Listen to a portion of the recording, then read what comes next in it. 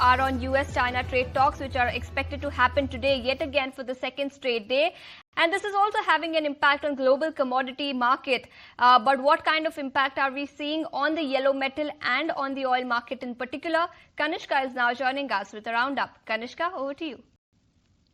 Look at what the commodity roundup looks like. Well, first of all, oil prices are back in the spotlight as markets are closely tracking geopolitical developments and shifting supply cues. Now, at the top of the agenda, the US-China trade talks that are underway in London. Now, this high-stakes negotiation has entered the second day of talks, and early comments from President Donald Trump are saying that all things are going well have lifted the sentiment. Now, Brent crude is now hovering around the $67 per barrel mark, its highest level since late April. But there are offsetting pressures as well. Now, Iran is preparing a new proposal for its nuclear deal with the US. A breakthrough there could lead to an easing of sanctions and a return of Iranian oil to global markets, a development that could weigh on the prices there. Meanwhile, OPEC Plus output rose in May, with Iraq, Saudi Arabia and UAE gradually increasing production. The group is clearly shifting away from the output cuts and towards a more market-driven strategy, which, however, raises concerns about a potential surplus in the second half of the year.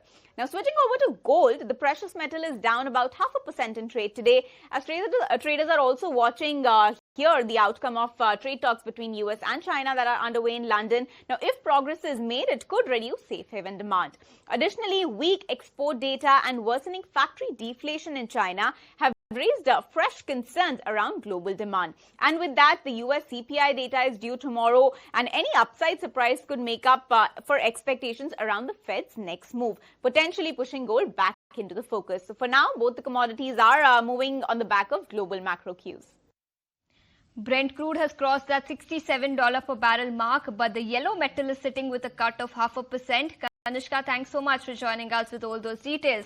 But shifting focus to India's shrimp market then, tariff war is likely to have an impact on shrimp exports to the United States. We have already seen a decline over the last few months, and CRISIL in its latest report expects a 2 to 3% uptick in revenue for the Indian shrimp sector in FY26, which will be led by improved realization, rising prices of shrimp in the global market and currency gains. But as I mentioned, exports are likely to be flat in FY26 because of higher tariffs that have been imposed by the United States. This coupled with subdued demand in key importer nations, US, European Union and China. So what are the implications? To discuss this, we are now joined by Mr. Rahul Guha, Senior Director at CRISIL Ratings. Mr. Guha, thank you so much for taking your time out and joining us here on ET Now.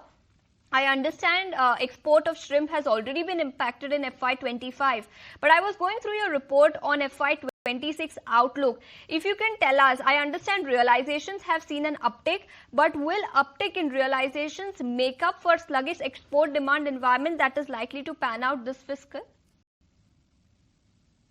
So what we are seeing is overall the demand has kind of stagnated in the global markets. If I look at the entire global demand, that's at about 40 to 41 lakh tons for the last 3 years.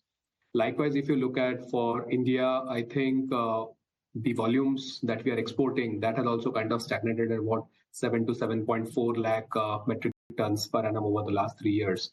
What we are seeing is there is some bit of an uptick in the realizations because the prices had crashed significantly over the last couple of years, that is in the year 23 and 24.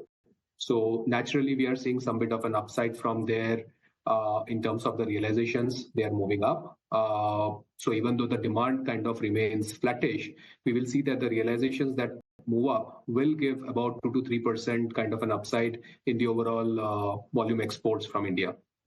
Okay, so realizations are expected to inch higher in FY26 and revenues could see an uptick of about 2 to 3% for the full year on a year-on-year basis.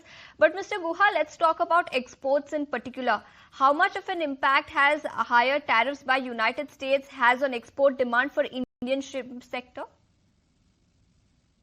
So as of now, as we understand, this reciprocal tariffs, they were announced sometime in the month of April, and then there was a pause, a 90 days pause that has been announced. So as of now, as we talk, I think it's about 10% flat for all the shrimp producing nations that are exporting to the US. If it goes back to the original reciprocal tariffs. I think India, along with Vietnam, happen to be one of the couple of countries which have got the highest tariffs that have been announced. So as of now, it's kind of a level playing field for all the players except for Ecuador. I think Ecuador enjoys the lowest tariffs, and that's why you can see that Ecuador, the volumes have been increasing significantly, and the market share that they've captured has been phenomenal in the last 2 to 3 years. If the reciprocal tariff goes back to what was announced originally, I think Vietnam will have the highest tariffs at that point in time. Even Thailand and Indonesia, they will have about 2-3 percentage points higher than that of India. So India will have a little bit of an advantage. As of now, no major advantage as such. Okay, so that's as far as demand is concerned from US. But other than US, if you can tell us, how has demand from other countries been? European Union, China, in this year, how has the demand been, and how do you expect it to pan out for the rest of the year? So let's understand how the Indian exports are designed, or how the Indian exports are fragmented across these countries. The US, it will be almost say 45 to 50% of our exports. Then China and EU will be about 15 to 18% each. So yes, they are an important region in terms of the exports, but US continues to remain the major destination for the Indian shrimps. As far as the demand goes, I think the tepid outlook in terms of the economic growth or the economic the rebound that we are seeing in the EU or in the China has been a little tepid. So as a result, the consumer spends are also a little bit restrained towards items like, say, shrimps or value-added shrimps for that matter. So we don't expect too much of a jump or an upside happening. Yes, there can be a 6 to 7% kind of a jump in terms of the supplies that we do to the European Union. But as far as China is concerned, I think China has increased its dependence on Ecuador.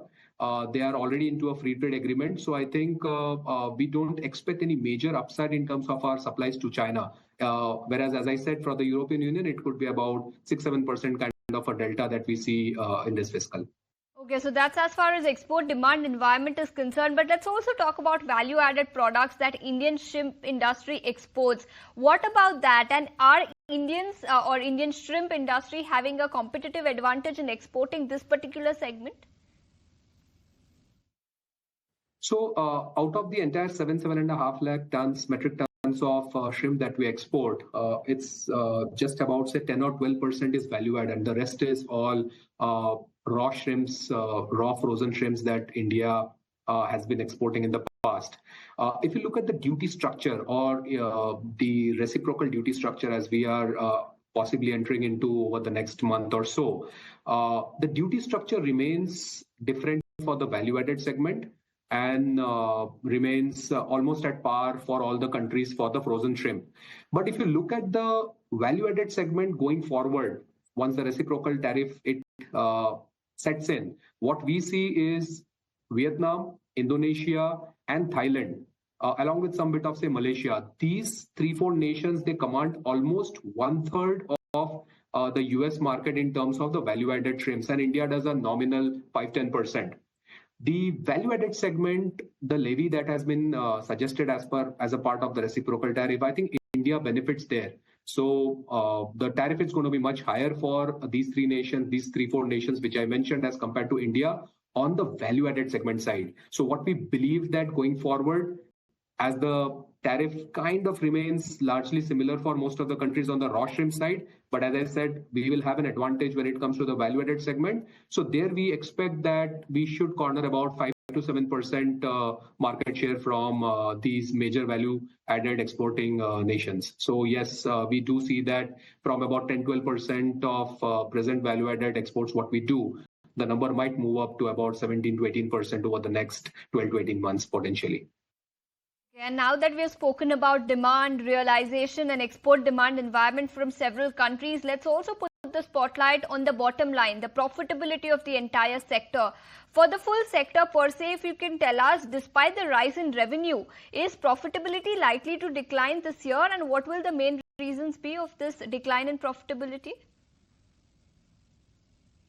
Parts to it. One, we need to understand that the acreage under cultivation for shrimps or prawns, I think that has kind of remained very flattish over the last 2 to 3 years. And the reasons are obvious because the prices were taking a hit. Ecuador has been dumping a lot of produce in the market, and the prices had come down from almost $7.9 to a kg to about 7.3, 7.2 at one point in time. As a result, the farmers were not very keen to expand their acreage. Now that's one of the reasons why we've seen that the prices remain muted, and now we are seeing a little bit of an upside back into the market. But since the acreage has not been very high, we don't expect the produce to increase much over the next, say, 12 to 18 months time frame. But to entice the farmers into producing high quality shrimps, I think somewhere the processors from India, they will have to pass on some of these benefits or some of the price escalation that we are seeing in the overall realization global market. That has to be kind of passed on. So there we see that some bit of a pass through will have to happen at the procurement stage. Plus the duty structures that we are talking of, if that gets levied, some bit of that will also get absorbed by the processors. Not entirely everything can be passed on into the value chain from a customer point of view. So I think net there could be about a 50 to 70 basis points kind of a contraction in the operating profitability for the Indian shrimp processors. Okay, so shrimp industry profitability is likely to decline in fiscal FY26. But since you also talk to a whole host of industry representatives, and also because US-India trade talks is a big overhang for the industry, do you believe this overhang could actually turn beneficial for the sector? Little too early and a little premature to comment on that. There is not a clear view which is coming out at this point in time. It's a little nebulous, if I would like to put it that way. There can be some bit of an advantage, as I said earlier, if it goes back to the reciprocal tariffs.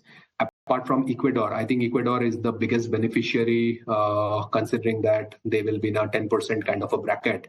But if I look at the other major producing nations, say it's Vietnam, Philippines, Malaysia, Indonesia, Thailand, and India, I think there will be 2 to 5 percentage points benefit if at all the reciprocal tariffs get levied the way it was announced before this pause period. Apart from that, I think the bilateral trade talks are already on between India and the US. So it's a little wait and watch. Probably sometime around second or third quarter, I think we'll have a little better clarity in terms of whether it's advantage India or not. So that's the big question and a big overhang for the sector. Mr. Guha, thank you so much for taking your time out and joining us here on ET Now and helping us understand what the outlook is for the entire shrimp sector. But shifting focus to our next